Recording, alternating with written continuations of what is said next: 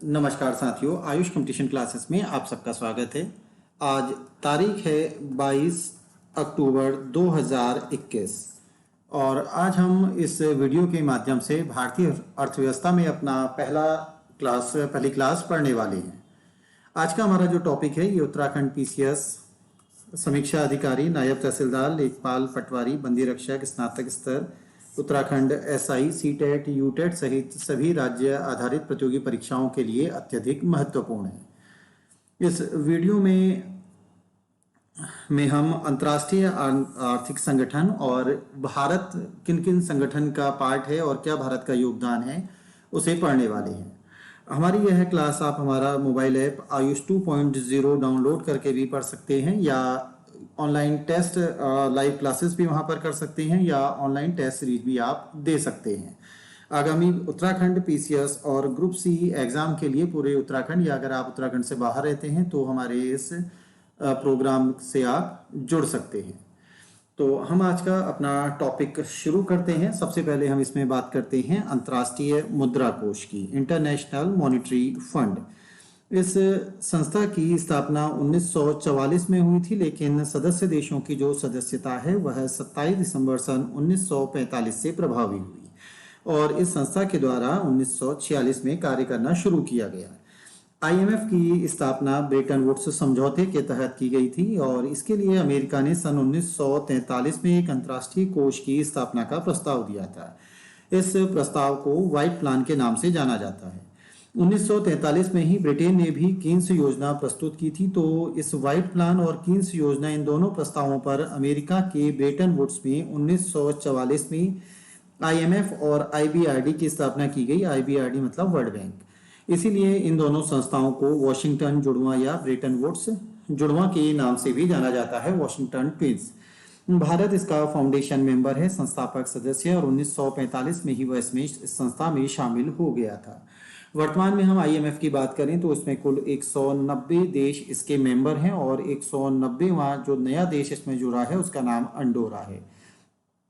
यह Andorra France और Spain की सीमा के बीच एक छोटा सा माइक्रो स्टेट है और यह यूरोप का सबसे बड़ा माइक्रो स्टेट भी है। वर्तमान में आईएमएफ की अध्यक्ष क्रिस्टीना जॉर्जीवा हैं जो कि बुल्गारिया की रहने वाली हैं। इस अंतर्राष्ट्रीय मुद्रा कोष का मुख्यालय वॉशिंगटन डीसी में है। साथ में इसके पेरिस और जिनेवा में 2 क्षेत्रीय कार्यालय भी हैं। आईएमएफ की स्थापना का उद्देश्य था द्वितीय विश्व युद्ध के बाद पुनर्निर्माण में सहयोग और सदस्य देशों के बीच आर्थिक सहयोग को बढ़ावा देना।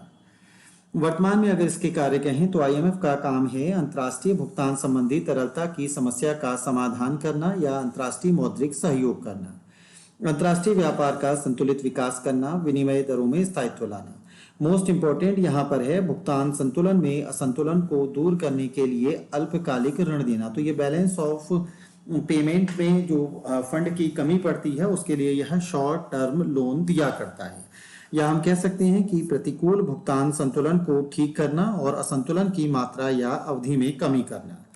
आईएमएफ के द्वारा एक गरीबी उन्मूलन समृद्धि फंड यानी पॉवर्टी रिडक्शन ग्रोथ फंड पीआरजीएफ की भी स्थापना की गई है और इस फंड के माध्यम से आईएमएफ गरीबी उन्मूलन के लिए भी कार्य करता है। यह इस पैसे को अफ्रीका या एशिया के अतिरिक्त गरीब देशों में गरीबी उन्मूलन के लिए खर्च किया करता है। आईएमएफ के द्वारा केवल अपने सदस्य देशों को ही ऋण दिया जाता है। यह अंतर्राष्ट्रीय भंडार का पुनर्निर्माण करने, अपनी मुद्राओं को स्थिर रखने, आयात को स्थिर रखने, आयात के लिए भुगतान जारी रखने तथा मजबूत आर्थिक विकास की स्थिति को बहाल रखने हेतु ऋण प्रदान करता है।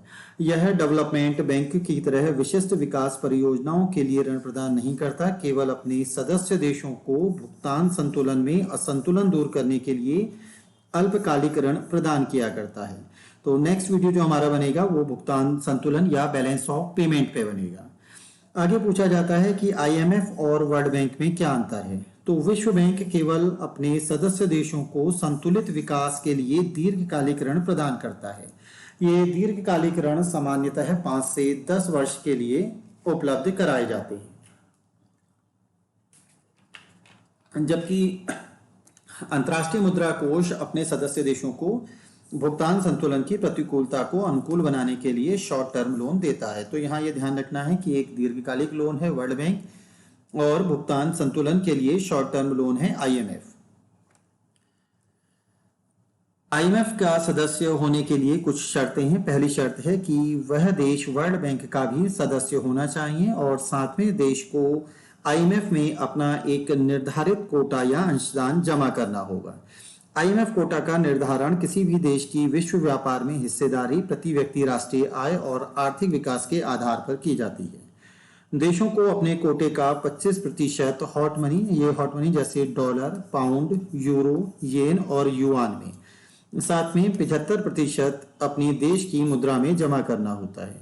ये जो 75% है वह व्यक्ति अपनी यह जो 75% है वह देश अपनी गृह मुद्रा में भी जमा कर सकता है।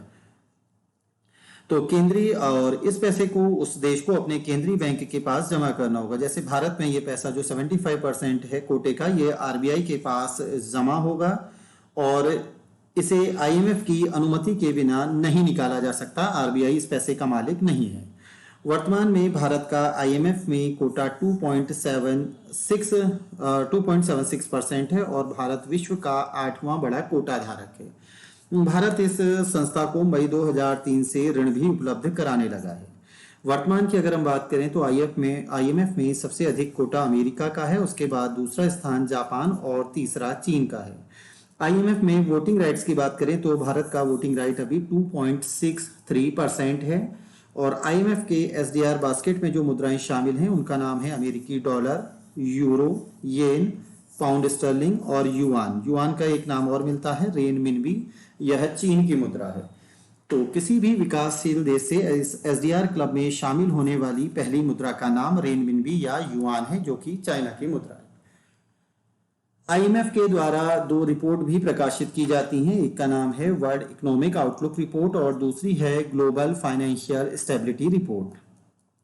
ग्लोबल फाइनेंशियल स्टेबिलिटी रिपोर्ट में वैश्विक वित्तीय तंत्र तथा बाजारों का आकलन प्रस्तुत किया जाता है।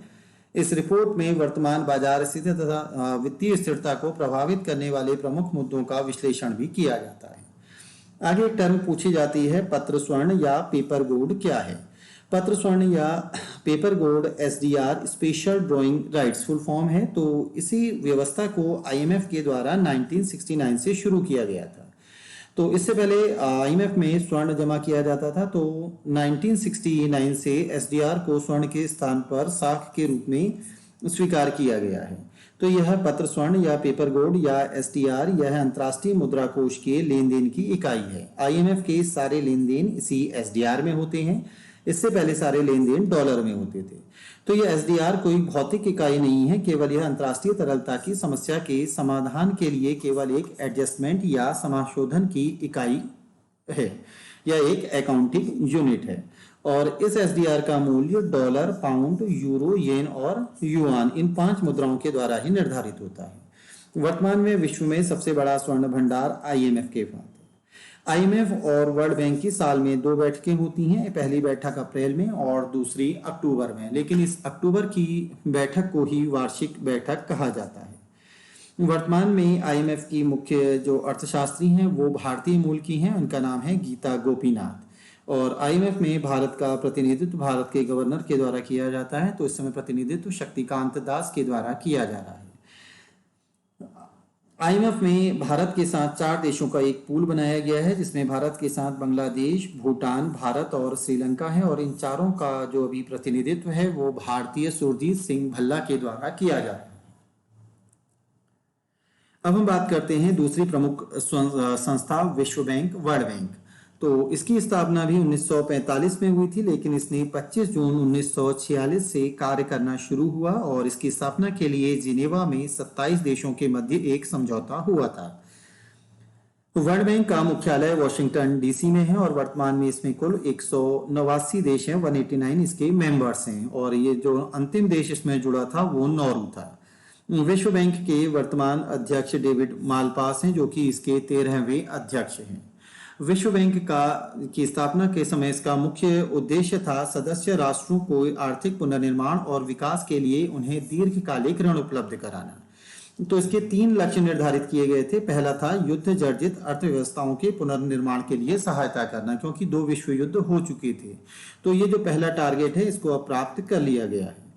दूसरा है इसमें शांतिकालीन आवश्यकताओं के अनुरूप उत्पादक शक्तियों को पुनः वित्त उपलब्ध कराना। और तीसरा है अल्प विकसित राष्ट्रों में साधनों एवं उत्पादन की सुविधाएं उपलब्ध कराना। विश्व बैंक के द्वारा एशिया और अफ्रीका के अत्यधिक गरीबी जो रेखा वाले या गरीब देश हैं उनमें गरीबी उन्मूलन पर ध्यान दिया जाता है। साथ ही अन्य देशों में भी यह गरीबी उन्मूलन, शिक्षा, सार्वजनिक स्वास्थ्य, लोक प्रशासन, कृषि, पर्यावरण, समाज कल्याण के लिए जैसे स्कूल, अस्पताल, बांध आदि के निर्माण के लिए धन उपलब्ध कराता है। विश्व बैंक विभिन्न सरकारों और राज्य सरकारों या देशी और विदेशी एनजीओ जो कि उस देश में विकास कार्य कर रहे हैं उनको बिना शर्त धन उपलब्ध कराती है। केवल एक इसमें प्रतिबंध या शर्त होता है कि जो वह योजना है वर्ल्ड बैंक से फाइनेंस वह तय समय पर पूर्ण होनी चाहिए। इसके अतिरिक्त यह संरचना निर्माण, क्षमता विकास जैसे प्रशिक्षण, शिक्षा या शोध एवं विकास और सुशासन गतिविधियों के लिए भी ऋण प्रदान करता है। वर्तमान में वर्ल्ड बैंक समूह में 5 संगठन हैं। तो पहला है IBRD, अंतर्राष्ट्रीय पुनर्निर्माण एवं विकास बैंक। इसकी स्थापना 1945 में हुई थी और यह केवल विकास और पुनर्निर्माण के लिए ऋण देता है। यह मध्यम आय वाले सापेक्ष गरीब अर्थव्यवस्थाओं में गरीबी उन्मूलन के लिए, आय बढ़ाने की दिशा और क्षमता निर्माण के लिए कार्य करता है। दूसरी संस्था है IDA, 1960 में इसका गठन हुआ, अंतर्राष्ट्रीय विकास बैंक। तो ये जो IBRD और IDA है इन दोनों को ही मिलाकर वर्तमान में संयुक्त रूप से वर्ल्ड बैंक कहा जाता है। ये इंटरनेशनल डेवलपमेंट एसोसिएशन ये जो है यह केवल विकास के लिए ऋण देता है और इसमें वर्तमान में विश्व के जो सर्वाधिक 79 गरीब देश हैं जिसमें से केवल अकेले 35 अफ्रीकन देश अत्यधिक गरीब हैं, वहां पर इसका ज्यादा फोकस है और ये वहां पर लोक स्वास्थ्य या सामाजिक क्षेत्र में ब्याज मुक्त ऋण उपलब्ध कराता है।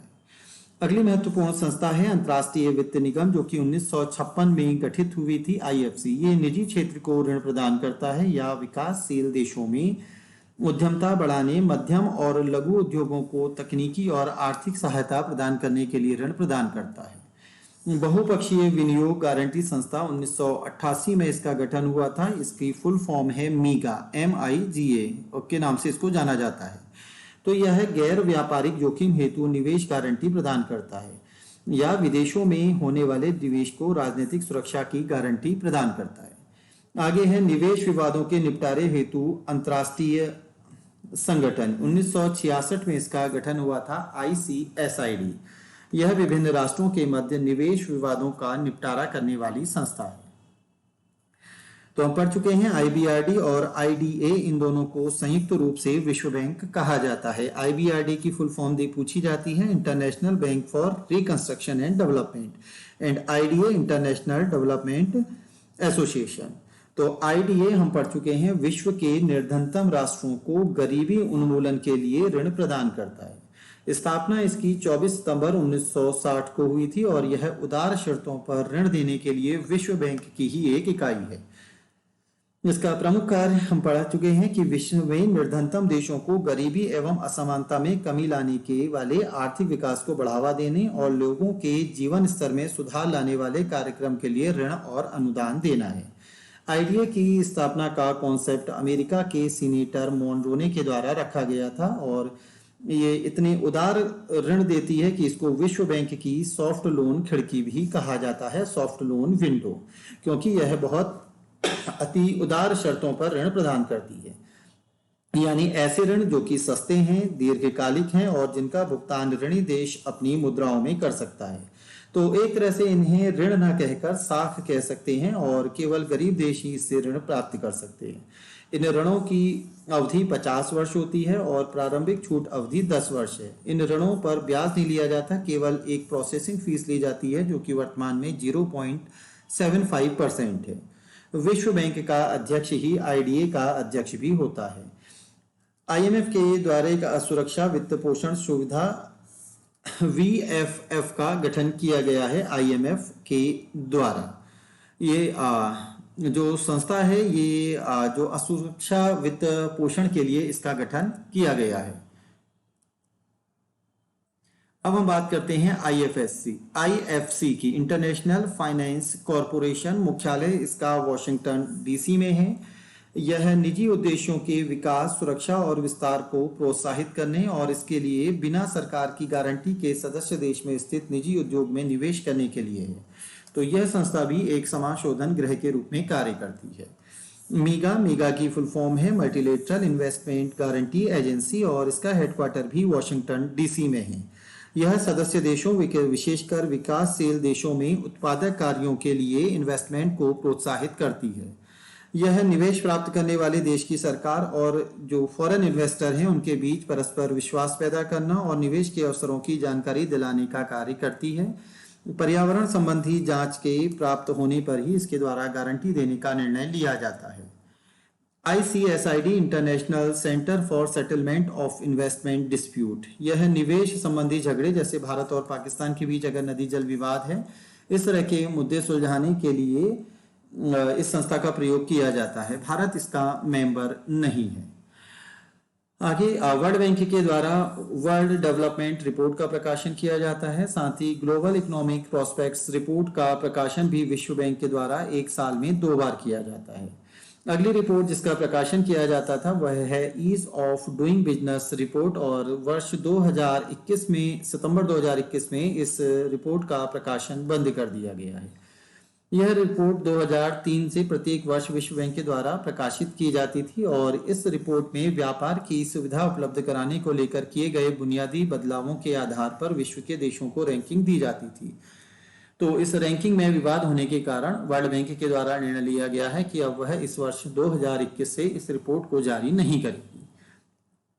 वर्ल्ड बैंक के आंकड़ों के अनुसार वर्तमान में PPP, परचेजिंग पावर पैरिटी के आधार पर विश्व की सबसे बड़ी अर्थव्यवस्था चीन है, दूसरी अमेरिका और तीसरे नंबर पर भारत शामिल है।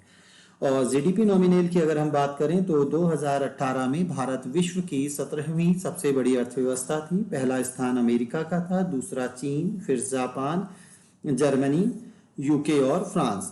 तो ये भारत का क्रम 5वां भी हुआ, 6वां भी हुआ। तो ये हमें ध्यान रखना है कि आर्थिक समीक्षा या नवीनतम आंकड़ों के अनुसार भारत का क्रम क्या है। PL480 ये 1950-60 के दशक में भारत को अमेरिका से प्राप्त होने वाली खाद्य सहायता का नाम है। विश्व बैंक ने सन 1958 में भारत को विशिष्ट आर्थिक सहायता देने के लिए भारत सहायता क्लब की स्थापना की थी। इस भारत सहायता क्लब का नया नाम भारत विकास मंच कर दिया गया है। वर्ल्ड बैंक के द्वारा भारतीय राज्यों को अवस्थापना सुधार, जैसे परिवहन और संचार, सिंचाई, जलापूर्ति, विद्युत शक्ति, सड़क निर्माण आदि के लिए दीर्घकालिक वित्तीय सहायता प्रदान की जाती है। विश्व व्यापार संगठन, वर्ल्ड ट्रेड ऑर्गेनाइजेशन, इस संस्था की स्थापना 1 जनवरी 1995 को हुई। इससे पहले जो संस्था थी उसका नाम गेट है। तो गेट में कुछ कमियां थी, उन कमियों को सुधार करने के लिए WTO लाया गया। WTO की स्थापना 1 जनवरी 1995 को हुई। मुख्यालय इसका जेनेवा, स्विट्जरलैंड में है। वर्तमान में विश्व के 164 देश WTO के मेंबर हैं। इसमें नवीनतम देश जो शामिल हुआ था वह अफगानिस्तान है। भारत इस संस्था का भी फाउंडेशन मेंबर है और 1995 में ही वह इस संस्था से जुड़ गया था। अंतर्राष्ट्रीय मुद्रा कोष की और विश्व बैंक की तरह यह भी संयुक्त राष्ट्र की कोई एजेंसी नहीं है। वर्तमान में विश्व व्यापार संगठन की जो नई मेंबर हैं वो एक महिला हैं, होकोंजी ओकावेला, नाइजीरिया की वह रहने वाली है। और पहली बार ऐसा हुआ है कि WTO के अध्यक्ष पर किसी महिला को बैठाया गया है। WTO की स्थापना के उद्देश्य थे विश्व व्यापार के माध्यम से विश्व के संसाधनों के कुशलतम प्रयोग को सुनिश्चित कर लोगों के जीवन में गुणात्मक सुधार लाना, सदस्य देशों के मध्य भेदभाव रहित मुक्त व्यापार को प्रोत्साहन देना, वस्तुओं के उत्पादन और व्यापार का प्रसार करना, पर्यावरण का संरक्षण और उसकी सुरक्षा करना, सतत विकास की अवधारणा को स्वीकार करना, विश्व के संसाधनों का अनुकूलतम उपयोग करना, सेवाओं के उत्पादन और व्यापार का प्रसार करना। विश्व व्यापार संगठन की जो उत्पत्ति है वह उरुग्वे चक्र से हुई थी। विश्व व्यापार संगठन के प्रमुख कार्य हैं विश्व में व्यापार को प्रोत्साहन देना, व्यापार संबंधी समस्याओं का निराकरण करना, देशों के व्यापार अधिक्षमता का संवर्धन, व्यापार और निगरानी करना।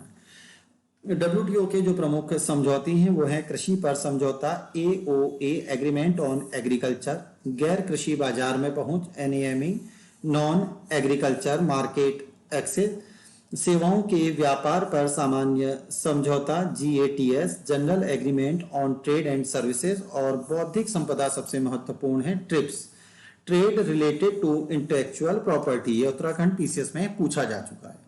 विश्व व्यापार संगठन के दोहा चक्र में मुख्य मुद्दा था वह कृषि सब्सिडी और कृषि आयात के नियमों के लिए लेकर था। इस दोहा चक्र की शुरुआत 2001 में हुई थी। इसके अतिरिक्त ग्रीन बॉक्स, ब्लू बॉक्स और रेड बॉक्स जो हम अक्सर समाचार पत्रों में पढ़ते हैं, यह सब्सिडी की मदें हैं।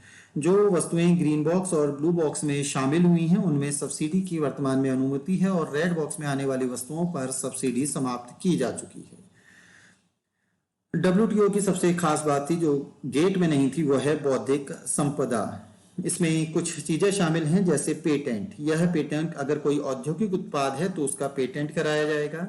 अभौतिक रचना जैसे संगीत, पुस्तक आदि के लिए कॉपीराइट लाया गया। किसी स्थान विशेष के लिए जैसे बनारस की साड़ी, भौगोलिक संकेतक या जीआई टैग जैसे रसगुल्ला उड़ीसा का, ये जीआई टैग है। और ट्रेडमार्क किसी भी व्यापार के लिए चिन्ह। यूनेस्को के तत्वाधान में सामाजिक विकास पर प्रथम विश्व शिखर सम्मेलन मार्च 1995 में कोपनहेगन, डेनमार्क में आयोजित किया गया था। ट्रिम्स पूछा गया है उत्तराखंड पीसीएस में, ट्रेड रिलेटेड इन्वेस्टमेंट मेजर्स। इसका संबंध कुछ शर्तों या प्रतिबंधों से है जो देश अपने देश या देश में विदेशी विनियोगों के संबंध में लगाते हैं। अक्सर समाचार पत्रों में कुछ चर्चा में शब्द रहते हैं जैसे BTIA, broad based trade and investment agreement. जैसे यह भारत और यूरोपीय संघ के मध्य मुक्त व्यापार समझौता है जो कि 2007 में लागू हुआ था। MNF, most favoured nation.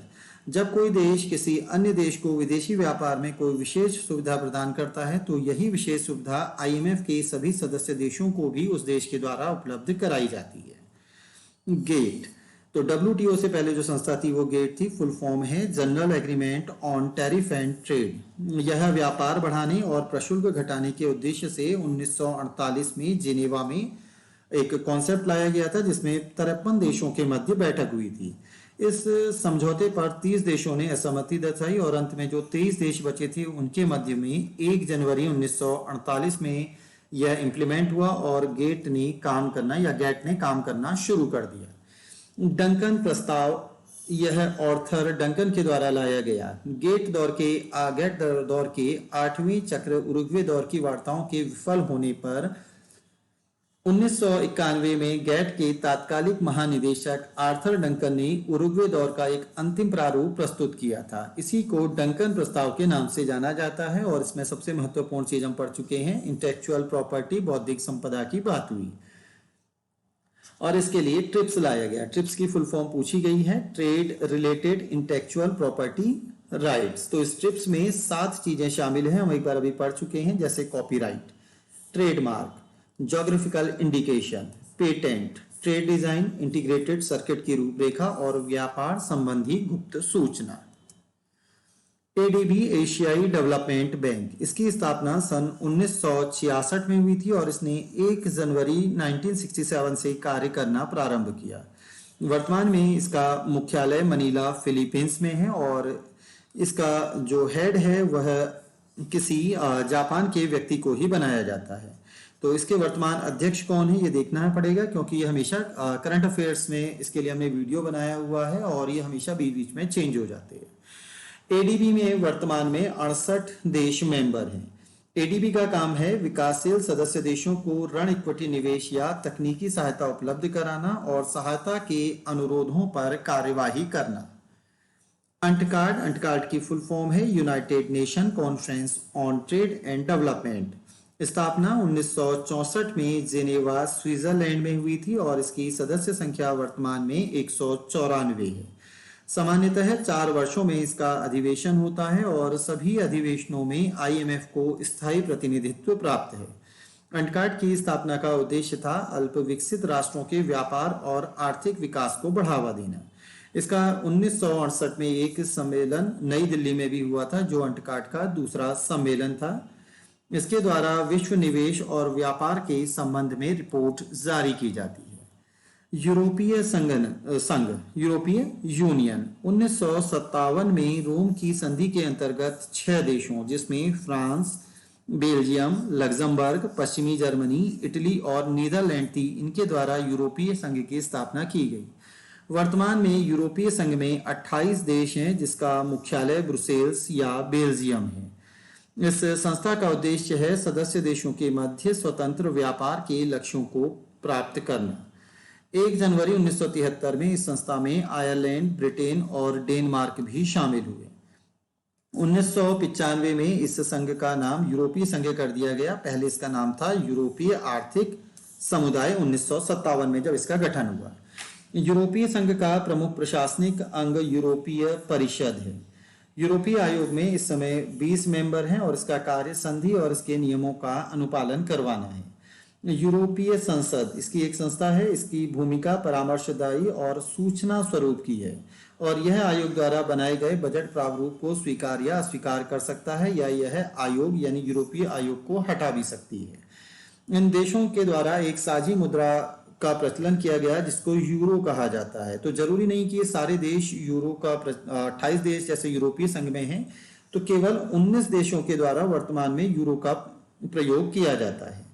तो मॉस्ट्रिच संधि जो कि 1 नवंबर 1993 को हुई थी, इसमें इस यूरो की बुनियाद रखी गई और 1 जनवरी 1999 में 11 देशों ने यूरो को अपनी मुद्रा के रूप में अपनाया था। वर्तमान में विश्व के 19 देशों के द्वारा यूरोप के 19 देशों के द्वारा इस यूरो साझी मुद्रा को मान्यता दी गई है। 2012 में शांति का नोबेल पुरस्कार यूरोपीय संघ को प्रदान किया गया था। आसियान फुल फॉर्म है association of south east Asian Nations. यह भी एक असैनिक, गैर सुरक्षात्मक, आर्थिक और सांस्कृतिक क्षेत्रीय संस्था है। इसका गठन 8 अगस्त 1967 को हुआ था। मुख्यालय इसका जकार्ता इंडोनेशिया में है। इसके फाउंडेशन मेंबर हैं Indonesia, Thailand, Philippines, Malaysia and Singapore. वर्तमान में इसके जो मेंबर हैं टोटल वो 10 हैं, जिसमें 5 अन्य member Thailand, Indonesia, Philippines, Malaysia और सिंगापुर के अलावा हैं ब्रुनेई, लानोस, म्यांमार, कंबोडिया और वियतनाम। आसियान प्लस 3 मतलब इन 10 देशों के अलावा 3 अन्य देश जो कि चीन, जापान और दक्षिण कोरिया।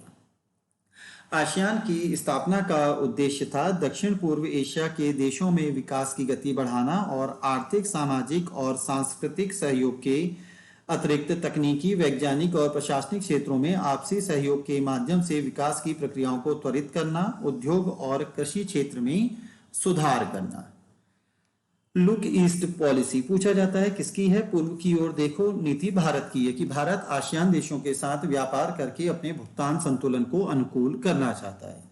1996 में भारत आसियान का पूर्ण वार्ता भागीदार यानी डायलॉग पार्टनर बना और वर्ष 2000 से प्रतिवर्ष भारत और आसियान शिखर सम्मेलन का आयोजन किया जा रहा है। 13 अगस्त 2009 को भारत और आसियान के मध्य फ्री ट्रेड एग्रीमेंट समझौते पर भी हस्ताक्षर हुए। आसियान का 37वां शिखर सम्मेलन 2020 में वियतनाम में ऑनलाइन माध्यम से आयोजित हुआ, जिसमें भारत का प्रतिनिधित्व भारत के प्रधानमंत्री नरेंद्र मोदी के द्वारा किया गया। साथ ही आसियान शिखर सम्मेलन में भारत आसियान बैठक की 17वीं शिखर बैठक का आयोजन भी किया गया और साथ में तीसरा इसमें 15वीं पूर्वी शिखर सम्मेलन का आयोजन हुआ, जिसमें भारत का प्रतिनिधित्व भारत के विदेश मंत्री एम जयशंकर के द्वारा किया गया। इसमें आसियान के अलावा 10 देश शामिल हैं। तो आसियान के अलावा जो अन्य 10 देश हैं ऑस्ट्रेलिया, भारत, चीन, जापान, न्यूजीलैंड, दक्षिण कोरिया, अमेरिका और रशिया है। 2002 से प्रतिवर्ष भारत और आसियान के सम्मेलन का आयोजन हो रहा है। रिकैप की फुल फॉर्म है रीजनल कॉम्प्रहेंसिव इकोनॉमिक पार्टनरशिप। यह आसियान के 10 और 6 इसमें अन्य देश शामिल थे। तो उन 6 में से 5 देश हैं ऑस्ट्रेलिया, चीन, जापान, दक्षिण कोरिया और न्यूजीलैंड। तो आसियान 10+5 है। पहले 6ठा देश इसमें भारत था। तो भारत के द्वारा फैसला लिया गया है कि वह इस रिकैप में शामिल नहीं होगा। नवंबर 2012 से कंबोडिया सम्मेलन से इस रिकैप यानी regional comprehensive economic partnership ASEAN के 10 देश और 6 अन्य देशों का सम्मेलन हुआ। 2020 में भारत इससे बाहर हो गया है। APEC Asia Pacific economic corporation 1989 में ऑस्ट्रेलिया के तात्कालिक प्रधानमंत्री बॉब हॉक की पहल पर इस संस्था का गठन हुआ। बॉब हॉक के द्वारा एपेक को वैश्विक मामलों में एशिया प्रशांत की आवाज कहा गया। बोगोर लक्ष्य यह एशिया प्रशांत देशों के मध्य मुक्त और खुला व्यापार एवं निवेश समझौता है। एपेक का मुख्यालय सिंगापुर में है, जिसके सदस्यों की संख्या 21 है। इसका पहला सम्मेलन ऑस्ट्रेलिया की राजधानी कैनबरा में हुआ था। भारत इसका मेंबर नहीं है। NAFTA north Atlantic free trade agreement, जो कि उत्तरी अमेरिका महाद्वीप के 3 देशों कनाडा, अमेरिका और मेक्सिको के मध्य हुआ मुक्त व्यापार समझौता है। यह 1 जनवरी 1994 को लागू हुआ था। दक्षेश सार्क फुल फॉर्म पूछी जाती है, south Asian association for regional corporation. इसमें 8 देश वर्तमान में शामिल हैं। जब इसका गठन हुआ था 7 देश से, भारत, पाकिस्तान, बांग्लादेश, श्रीलंका, भूटान, नेपाल और मालदीव। अफगानिस्तान इसमें सबसे अंत में बाद में शामिल किया गया। इसकी स्थापना 7 और 8 दिसंबर 1985 को ढाका में हुई थी। इसकी स्थापना का विचार बांग्लादेश के राष्ट्रपति जियाउर रहमान के द्वारा दिया गया। इसका मुख्यालय वर्तमान में काठमांडू में है, जो कि 1987 में स्थापित किया गया था। और सार्क के गठन का उद्देश्य था दक्षिणी एशियाई देशों में क्षेत्रीय सहयोग का विस्तार करना। तो अफगानिस्तान जो है इसमें 2007 में शामिल हुआ था। विश्व के कुछ महत्वपूर्ण देशों को इसमें ऑब्जर्वर यानी पर्यवेक्षक का दर्जा दिया गया है, जो कि अमेरिका, चीन, जापान, दक्षिण कोरिया, यूरोपीय संघ, ईरान, ऑस्ट्रेलिया और म्यांमार हैं। अब तक इसके 3 सम्मेलन भारत में हुए हैं, 1986 में बेंगलोर में, 1995 नई दिल्ली और 2007 में नई दिल्ली। दक्षिणी एशियाई विश्वविद्यालय नई दिल्ली में स्थापित है और सार्क के सदस्य देशों को प्रशिक्षण देने के लिए भारतीय अनाज भंडारण और अनुसंधान संस्थान की स्थापना हापुड़, उत्तर प्रदेश में की गई है। SAFTA south Asian preferential trading agreement, यह 1995 में लागू हुआ। 1 जनवरी 2005 से इसको साफ्टा कर दिया गया है। तो पहले SAPTA था, अब SAFTA है, south Asian free trade agreement. यह 1995 में नई दिल्ली में शामिल हुआ। इस समझौते के तहत भारत, पाकिस्तान और श्रीलंका को सीमा शुल्क घटाकर आपस में 5% करना था। OPEC most important organisation of the petroleum exporting countries. पिछली बार उत्तराखंड PCS में इससे 2 प्रश्न आए हैं। इसके प्रारंभिक मेंबर हैं Iran, Iraq, Kuwait, Saudi Arab और वेनेजुएला। गठन 1960 में इन्हीं 5 देशों के द्वारा बगदाद में किया गया था। वर्तमान में इसमें सदस्य देशों की संख्या 13 है। इन 5 देशों के अलावा जो अन्य देश शामिल हुए हैं वो हैं लीबिया, संयुक्त अरब अमीरात, Algeria, Nigeria, Angola, Gabon Congo और इक्वेटोरियल गिनी। 25 मई 2017 को इसमें भारत भी शामिल किया गया। इसका मुख्यालय वियना, ऑस्ट्रिया में है। गैबन 1993 में और इंडोनेशिया 2009 में ओपेक की सदस्यता से बाहर हो गया था। फिर 2016 में इंडोनेशिया को पुनः शामिल कर 2016 नवंबर में ही बाहर कर दिया गया। 1 जनवरी 2019 से कतर और 1 अक्टूबर 2019 से इक्वाडोर भी ओपेक से बाहर हुआ। इसका सिद्धांत है विश्व ऊर्जा बाजारों में स्थिरता, टिकाऊ और टिकाऊ विकास के लिए ऊर्जा एवं पर्यावरण का कार्य करना। कार्य है पेट्रोलियम का उत्पादन और पेट्रोलियम की कीमतों पर नियंत्रण स्थापित करना, और ऐसे देश जो पेट्रोलियम उत्पादन करते हैं उनके हितों का संरक्षण करना। संघाई सहयोग संगठन SCO फुल फॉर्म है। SCO की संघाई कोऑपरेशन ऑर्गेनाइजेशन, जून 2001 में शंघाई में इसका गठन हुआ था। इसके वर्तमान में सदस्य देश हैं रूस, चीन, Kazakhstan, Kyrgyzstan, Tajikistan, Uzbekistan, Bharat और पाकिस्तान। नवा देश जो अभी 2020 में इसमें शामिल हुआ है वो है ईरान। तो इसमें अब सदस्य देशों की संख्या हो गई है 9। इसमें ऑब्जर्वर का दर्जा मंगोलिया और अफगानिस्तान को दिया है, और वार्ता भागीदार जो हैं डायलॉग पार्टनर श्रीलंका और बेलारूस हैं।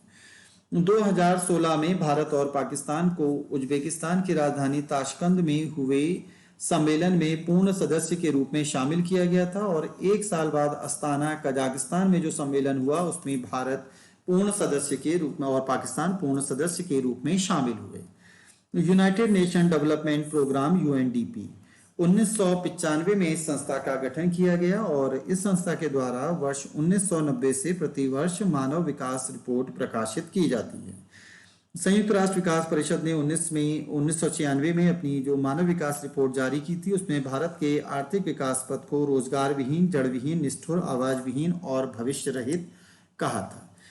इफ्सा यानी I for India, B for Brazil और ऐसे मतलब साउथ अफ्रीका, यह 3 देशों का एक संगठन है। तीनों विकासशील देश हैं। जून 2003 में इसका गठन हुआ था और पहला सम्मेलन ब्राजील में 2006 में हुआ।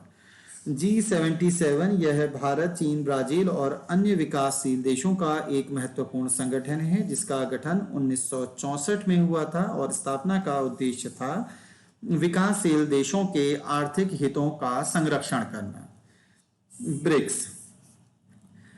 ब्रिक्स पहले ब्रिक था, बी से ब्राजील, आर से रशिया, आई से इंडिया, सी से चाइना और जब बाद में साउथ अफ्रीका इसमें जुड़ गया तो ये ब्रिक्स हो गया।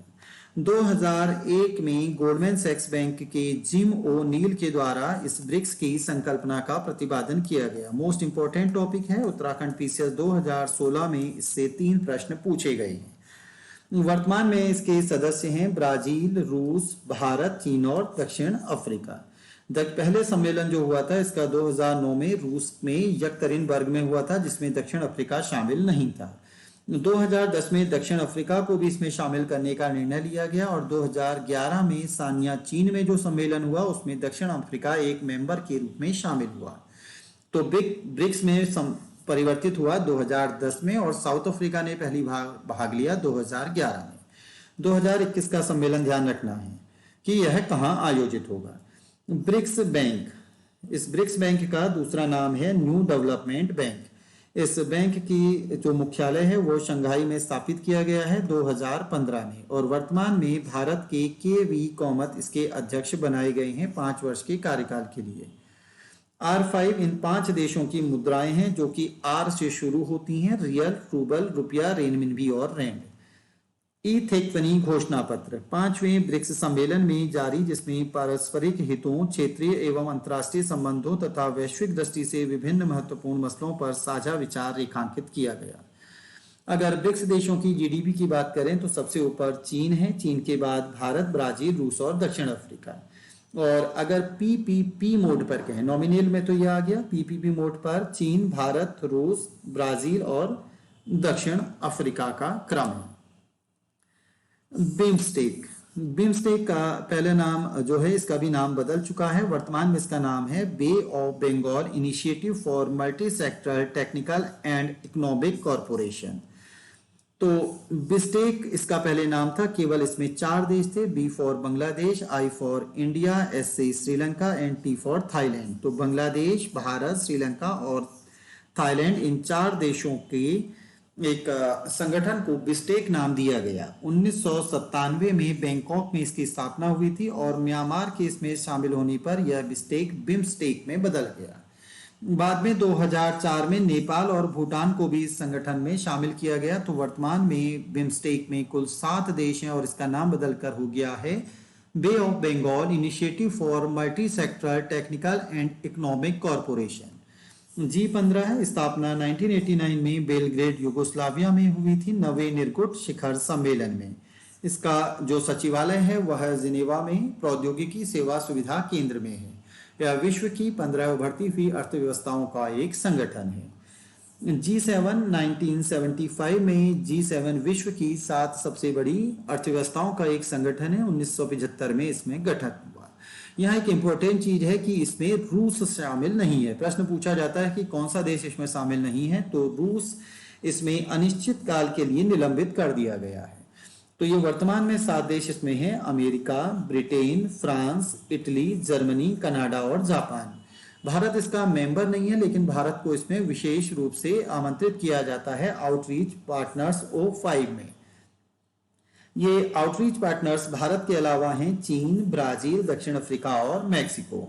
इसकी G7 की पहली बैठक पेरिस के समीप रंबोनिलेट में आयोजित हुई थी। रूस इसमें प्रारंभ में शामिल था, लेकिन 2016 में जापान में जो सम्मेलन आयोजित हुआ था 42वां शिखर सम्मेलन, रूस को अनिश्चित काल के लिए निकाल दिया गया।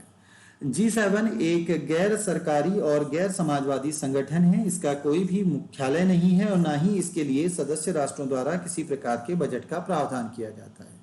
इसका पूरा खर्च वही राष्ट्र उठाता है जहां पर इसका आयोजन होता है और आयोजनकर्ता देश का ही व्यक्ति इसका अध्यक्ष होता है। G8 मस्को का पहल यह मातृ एवं शिशु स्वास्थ्य से संबंधित है। 2021 का G7 सम्मेलन कार्नवाल ब्रिटेन में आयोजित किया गया था, जिसमें विशेष रूप से भारत के प्रधानमंत्री नरेंद्र मोदी को आमंत्रित किया गया। विश्व आर्थिक मंच 1971 में इस संस्था की स्थापना हुई थी। संस्थापक हैं जेनेवा विश्वविद्यालय के प्रोफेसर क्लॉस श्वाब। सन 1987 तक इस संस्था का नाम यूरोपीय मैनेजमेंट फोरम था और इसके द्वारा एक रिपोर्ट जारी की जाती है जिसको ग्लोबल कॉम्पिटिटिवनेस रिपोर्ट या वैश्विक प्रतियोगित्व रिपोर्ट के नाम से जाना जाता है। हिंद महासागर रिम संघ 1995 में मॉरिशस सरकार की पहल पर हिंद महासागरीय क्षेत्रों के मध्य आर्थिक सहयोग के लिए एक पहल की गई थी, जिसमें ऑस्ट्रेलिया, मॉरिशस, केन्या, भारत, दक्षिण अफ्रीका, ओमान और सिंगापुर, ये M7 करके इन देशों को शामिल किया गया था। औपचारिक रूप से इसकी शुरुआत 1997 में हुई। वर्तमान में इसमें 22 देश शामिल हैं। स्थापना का उद्देश्य था इन देशों के मध्य व्यापार, निवेश या आर्थिक सहयोग या सामुद्रिक सहयोग के विकास पर बल देना। इकोवास, economic community of West African states, 1975 में इसका गठन हुआ और इसमें वर्तमान में 15 सदस्य देश हैं। मार्कोसुर 1995 में 4 देश ब्राजील, अर्जेंटीना, पराग्वे और उरुग्वे के द्वारा इस संस्था का गठन किया गया। गल्फ कॉरपोरेशन काउंसिल 1981 में इसका गठन किया गया और इसका मुख्यालय सऊदी अरब के रियाद में है। इसके सदस्य देश हैं Bahrain, Kuwait, Oman, Qatar, Saudi Arab और संयुक्त अरब अमीरात। इसी के साथ हमारा आज का टॉपिक समाप्त होता है। धन्यवाद।